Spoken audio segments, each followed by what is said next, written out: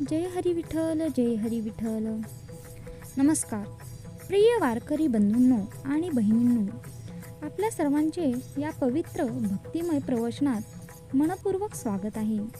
आषाढी वारी हा केवळ प्रवास नाही, तर तो आत्म्याच्या परमेश्वराकडे जाणारा मार्ग आहे.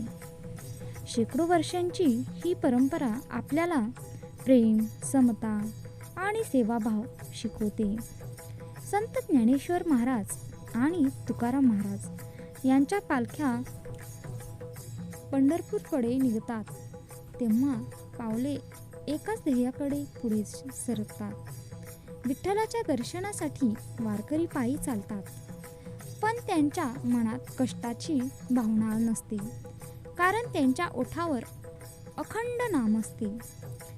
जय जय राम कृष्ण हरी, जय जय राम कृष्ण हरी.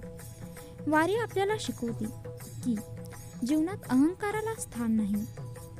सर्वजण एकमेकांना माऊली म्हणून संबोधतात. येथे श्रीमंत, गरीब, लहान मोठा असा कोणीही भेदभाव करत नाही. सर्वजण विठ्ठलाच्या चरणी समान असतात. आजच्या धावपळीच्या जीवनात वारीचा संदेश अधिक महत्त्वाचा आहे. आपणही रोज काही क्षण नामस्मरण करूया. आपल्या कुटुंबात प्रेम, ऐक्य वाढवूया, गरजूंना मदत करूया आणि सत्याच्या मार्गावर चालूया. हाच खरा विठ्ठलाचा संदेश आहे.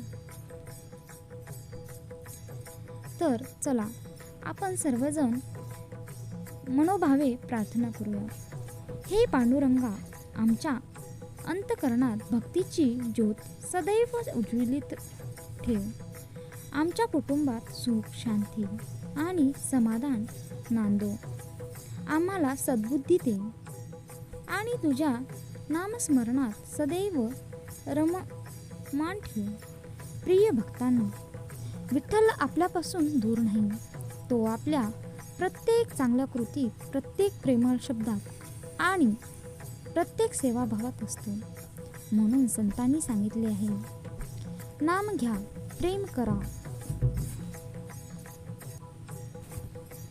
आणि सर्वांना आपलेसे माना. तर चला तर मग एकत्रपणे आपण गजर करूया. पुंडलिक वरदा हरी विठ्ठल, राम कृष्ण हरी, जय जय राम कृष्ण हरी. जय हरी विठ्ठल, जय हरी विठ्ठल, जय हरी विठ्ठल, जय हरी विठ्ठल. जय जय राम कृष्ण हरी, जय जय राम कृष्ण हरी, जय जय राम कृष्ण हरी. तर भक्तांनो, हा संदेश तुम्हाला आवडला असेल तर चॅनलला लाईक, शेअर, सबस्क्राईब करायला विसरू नका.